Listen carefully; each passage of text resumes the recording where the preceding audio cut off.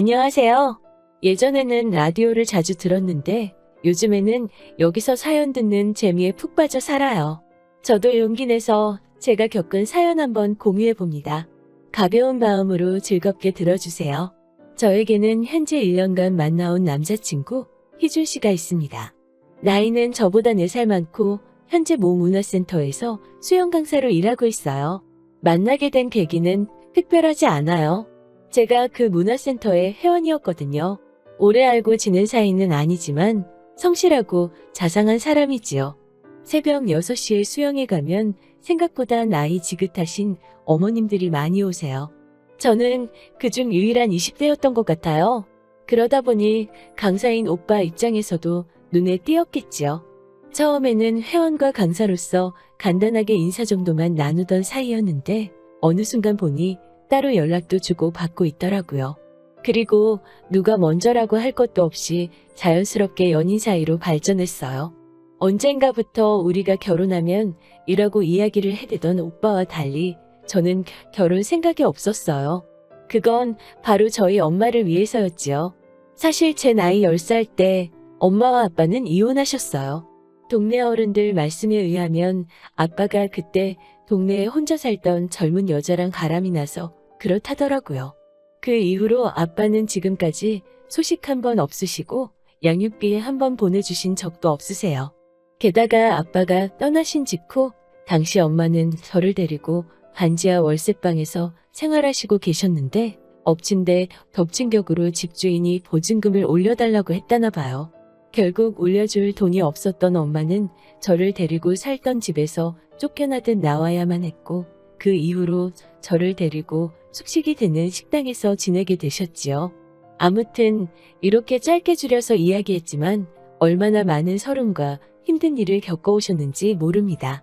그때부터 지금까지 엄마는 아파도 병원 한번 제대로 못 가시고 여태껏 힘들게 저를 위해 살아오셨어요. 그리고 저도 그에 보답하고자 죽기 살기로 공부해서 여기까지 왔네요. 여담이지만 치과는 정말 돈이 없으면 못 가는 거나 마찬가지더라고요. 그걸 깨달았을 때 무조건 치대를 가겠다고 마음 먹었어요. 그래서 나중에 제가 치과를 개원하면 꼭 문턱이 낮아서 누구나 드나들 수 있는 치과를 차려야겠다는 다짐을 했지요. 그렇지만 막상 치대를 졸업하니 이제 개원하는 게 일이더라고요. 페이닥터도 생각했지만 그러면 또 너무 일에만 매달려 살아야 하는데 더 이상 그렇게 살고 싶지는 않더라고요. 하지만 다른 친구들처럼 집이 부유해서 혼자 병원을 차릴 형편도 아니었고요. 게다가 요즘 치과가 워낙 많다 보니까 시설이나 환경을 갖춰놓고 시작하지 않으면 안 될 것 같더라고요. 이리저리 궁리하고 고민한 끝에 동기 2명과 동업하는 형태로 치과를 개원하기로 했어요.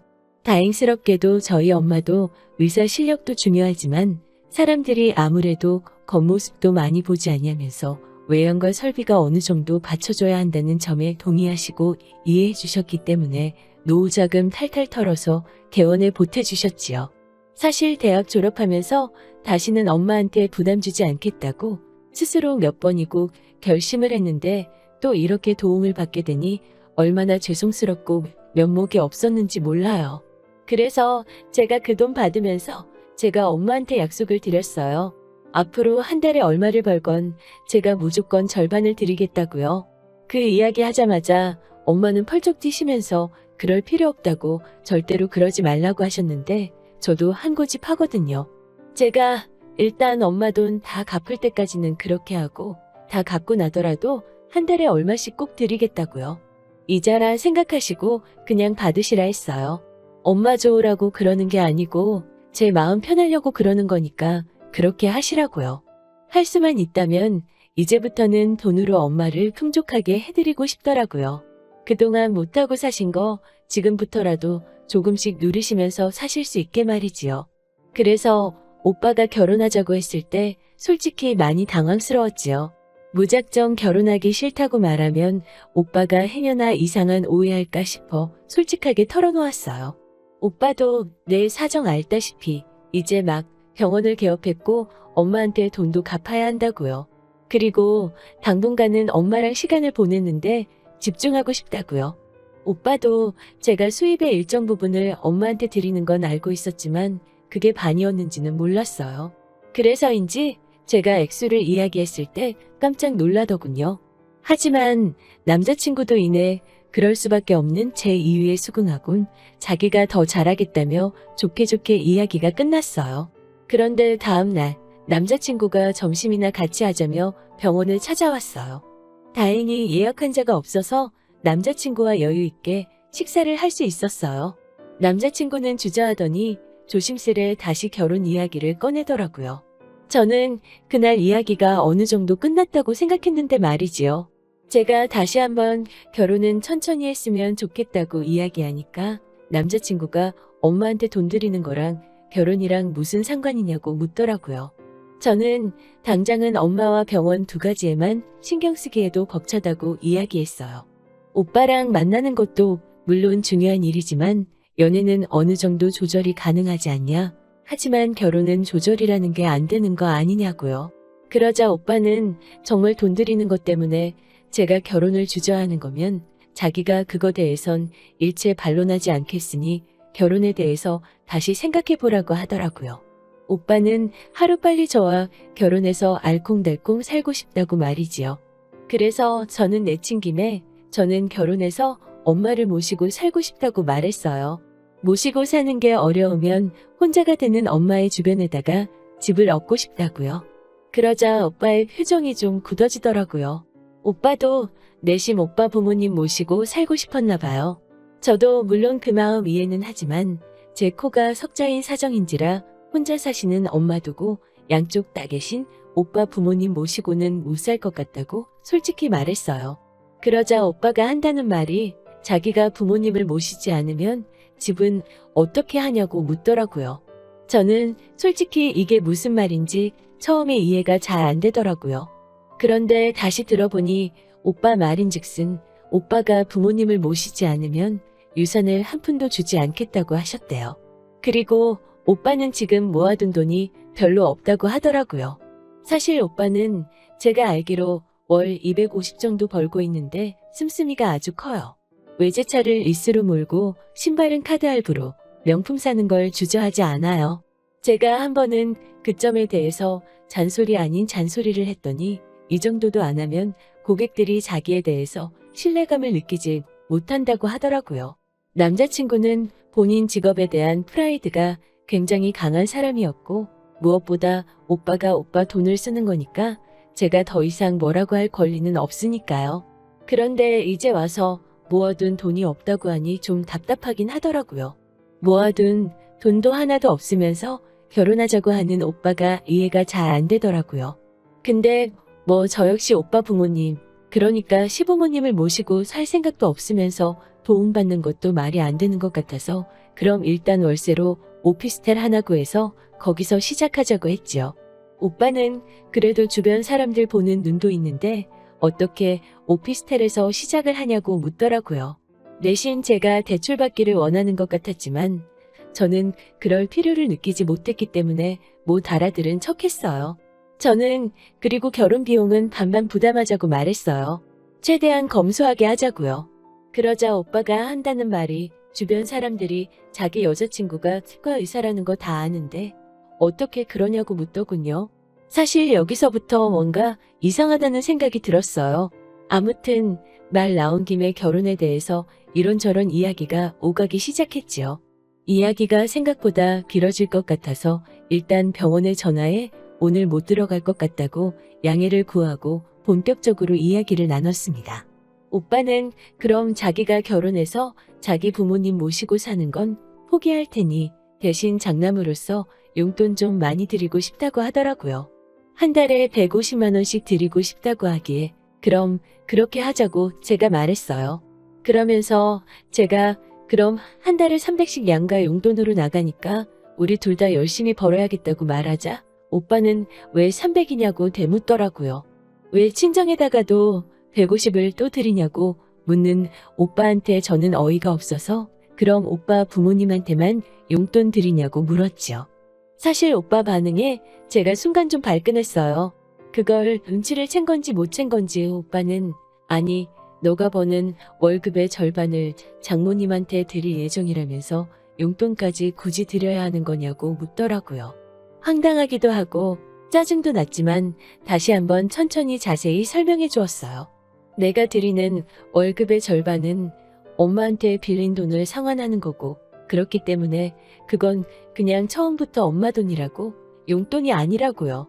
그렇기 때문에 용돈은 따로 드려야 한다고요. 그러자 오빠가 한다는 말이 어차피 월급의 절반을 드리면 혼자서 쓰기 넉넉하실 텐데 아파트 한 채 없이 시작하는 신혼부부가 그렇게까지 챙겨드려야 하냐고 묻더라고요. 그 말을 듣는데 제 가슴 한구석이 싸해지더라고요. 모아둔 돈도 없는 사람이 용돈을 150만 원씩 드리자는 건 어디서 나온 생각인지도 모르겠더라고요. 그래서 저는 결국 오빠한테 그럼 내 월급, 오빠 월급 서로 따로 관리하자고 했어요. 오빠가 시댁에 100만 원을 드리던 200만 원을 드리던 전 상관하지 않겠다고요. 대신 생활비만 한 달에 반만씩 부담하고 그 외에 예를 들어 경조사비나 부수적으로 들어가는 비용도 그때그때 정확하게 반만 부담하자고요. 그리고 그 외 나머지 부분은 각자 알아서 하자고 말했어요. 사실 요즘은 맞벌이하는 젊은 부부들이 그렇게들 많이 한다고 들었거든요. 실제로 제 주변에도 그렇게 하는 사람들이 있고요. 물론 솔직히 저랑 오빠랑 둘의 수입 차이가 많이 나는 건 저도 잘 알고 있었고, 그걸로 행여나 오빠 기죽이는 일 없게 하려고 한 번도 직접적으로 이야기를 한 적은 없었어요. 결혼을 하게 되더라도 어쩌면 내가 부담이 더 클 수도 있겠다는 사실을 몰랐던 것도 아니고요. 하지만 오빠가 저희 엄마에게 드리는 돈에 대해서 어떻게 생각하는지 좀 알게 되니까 무조건 맞춰주고 이해해주는 게 능사는 아니라는 생각이 딱 들더라고요. 그래서 오빠한테 오빠랑 나랑 돈에 대해서는 생각이 많이 다른 것 같으니 그렇게 하는 편이 좋겠다고 딱 잘라 말했어요. 그러자 오빠는 순간 버럭하면서 어떻게 부부 사이에 돈을 각자 관리하냐면서 그건 있을 수 없는 이야기라고 하더라고요. 그러면서 그럴 거면 왜 결혼을 하냐고, 결혼한 사이에서는 믿고 내 거라는 게 따로 없는 거라고 말을 하더군요. 솔직히 말도 안 되지 않나요? 우리 엄마 용돈 주는 건 아까우면서 내 돈도 자기 돈이라고 한다는 게. 아무튼 일단은 머리도 너무 복잡하고 해서 오빠한테 나중에 이야기하자고 하고 집으로 돌려보냈어요. 그리고 집에 들어와서 문자 한 통을 보냈어요. 우리 결혼은 다시 한번 생각해보자고 말이지요. 생각이 복잡하니까 당분간은 연락하지 않았으면 좋겠다고요. 그러자 바로 전화가 왔는데 왠지 머리만 더 아파질 것 같아서 안 받았어요. 그러자 전화기에 말 그대로 불이 나게 계속해서 전화가 오더라고요. 하나도 받지 않다가 전화기가 잠잠해졌을 무렵 다시 한번 문자를 보냈어요. 우리 엄마한테 용돈 줄 생각도 없는 남자랑 결혼할 이유가 없는 것 같다고요. 게다가 생각할수록 직장까지 불이 나게 쫓아와 내 시간 뺏고 돈 이야기만 하다 간 게 얄밉기도 하더라고요. 그러자 오빠가 집 앞으로 찾아와 자기가 정말 큰 실수를 했다며 생각이 짧았다며 한 번만 용서해달라고 하더라고요. 친정 어머니께도 똑같이 용돈 드리고 제가 하고 싶은 대로 하라고요. 지금 생각해보면 그 말에 넘어가서 오빠를 받아주는 게 아니었는데 그 순간에는 저도 오빠가 너무 매달리니까 한번 믿어보자는 생각이 들었어요. 그래서 한 번 더 기회를 주기로 했어요. 물론 오빠는 그 기회도 날려버렸지만요. 결국 우리는 서로 조금씩 양보한다는 전제하에 상견례 날짜를 잡았습니다. 그리고 저는 결국 상견례 자리에서 이 결혼 못한다고 뛰쳐나왔어요. 일반적인 상견례 자리에서 나올 법한 이야기가 오가고 있는 중에 예비 시어머니, 그러니까 오빠의 어머니께서 하나둘씩 트집을 잡으시기 시작했기 때문이에요. 일단 저희가 월세로 살기로 한 것부터 문제를 삼으시더라고요. 그러면서 아니 둘 중에 한 사람이라도 능력되면 대출받아 아파트 들어가면 좀 좋지 않냐면서 저를 흘겨보시더라고요. 저희 엄마는 그런 건 애들도 아니고 다 큰 성인들이 알아서 계획하겠지요라고 말씀하셨어요. 그러자 어머님은 아니 대출받아서 아파트 사면 집값 오를 거고 그러면 재산 되고 좋지 않냐고 하더라고요. 그래서 제가 깊은 한숨 끝에 그럼 제가 알아보겠다고 하자 하게 되면 명의는 오빠 명의로 하라고 하시는 거예요. 제가 그래서 제가 대출을 받는데 왜 오빠 명의로 하나요라고 물었지요. 그러자 원래 큰 계약은 남자 이름으로 하는 거라고 하시는 거예요. 거기서부터 어이가 없었는데 한술 더 떠서는 집안 경조사 날짜, 제사 날짜 적힌 종이를 저에게 주시더라고요. 저는 나도 이제 가족이니까 알아두라고 주시는구나 생각하고 있었는데 갑자기 아무리 병원 일이 바빠도 거기 적힌 날짜는 잊지 말고 다 챙겨야 한다고 하시는 거예요. 그러더니 이제 예단 얘기가 나오자 난리도 아니더라고요. 지금도 어이가 없어서 헛 웃음이 나오는데 일단 예단으로 1억을 요구하더라고요. 정말 당황스럽더라고요. 막말로 오빠가 집을 해오는 것도 아니고 직장이 탄탄한 것도 아닌데 말이지요. 계속해서 하시는 말씀이 자기는 몇백짜리 밍크코트를 사주고 신우한테는 명품 가방 하나를 해주고 신우가 현재 살고 있는 집 부엌을 리모델링 해주고 침대를 바꿔주고 무슨 말도 안 되는 이야기들을 당연하다는 표정으로 요구하시더라고요. 결국 저희 엄마가 한마디 하시더라고요. 아들 가진 유세 들어만 봤지 이런 경우는 처음 봤다고 말이지요. 저 역시 도저히 짜증이 나서 엄마한테 일어나시라고 하고 저도 같이 일어나서 그냥 저 이 결혼 안 할게요. 이러고 나와버렸네요. 이튿날 오빠가 또 병원으로 찾아왔더라고요. 저는 사람들 보는 눈도 있고 해서 병원 앞 카페에 가 있으라고 했어요. 카페로 가니 오빠와 함께 어머님도 나와 계시더라고요. 어머님은 제게 어제 일은 너도 실수한 거 알지라면서 그래도 우리 아들이 하도 너 아니면 안 된다고 해서 우리 쪽에서 없던 일이다 이해하고 넘어가기로 했다고 하시더라고요. 저는 벙찐 표정으로 어머님, 어제 제 얘기 못 들으셨냐고 저희 결혼 안 한다고 말씀드렸어요. 그러자 어머님은 도대체 뭐가 문제인지 모르겠다고 말씀하시더라고요. 저는 양쪽 집안이 어느 정도 비슷해야 되는데 이건 뭐 정신적인 면도 경제적인 면도 하나도 비슷한 구석이 없으니 앞으로 맞춰가며 살기는 어려울 것 같아서 안 되겠다고 했지요. 솔직히 이때는 저도 더 이상 예의 차리고 할 정신도 없었어요. 오빠한테도 터놓고 말했지요. 오빠도 정신 차리고 살아. 솔직히 오빠 나이가 지금 32인데 모아둔 돈도 하나도 없으면서 그렇게 외제차 타고 할부로 명품 사고 할 때야 지금? 하루빨리 결혼해서 가정 꾸리고 부모님한테 용돈 150씩 드리고 살 거면 정신 차리고 알뜰살뜰하게 살라고 하자. 오빠는 저를 붙잡고는 자긴 나 없으면 못 산다면서 다 제가 하자는 대로 할 테니 제발 한 번만 기회를 달라고 하더라고요. 하지만 아무리 곰곰이 생각해봐도 오빠가 그저 나를 지갑이나 ATM 정도로만 생각한 것 같더라고요. 지금 이해하고 넘어간다고 해도 어느 순간 또 제가 친정에 뭐 조금이라도 하면 노발대발 할 것 같고 저도 오빠 쪽에서 요구하는 거 다 해낼 자신도 없고요. 그래서 냉정하게 우린 인연이 아닌 것 같다고 서로 어울리는 짝 만나자고 뒤돌아섰어요.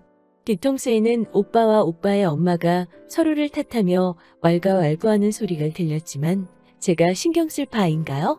그리고 헤어진 지 한 달쯤 지났을 무렵 우연히 그 사람의 소식을 알게 되었어요. 저랑 헤어지기가 무섭게 오빠 어머님이 오빠를 결혼 중매회 사에다가 등록했다나 봐요. 그러면서 자기 아들은 의사급 여자 아니면 안 만난다고 전에 만나던 여자도 치과 의사였다고 하더래요.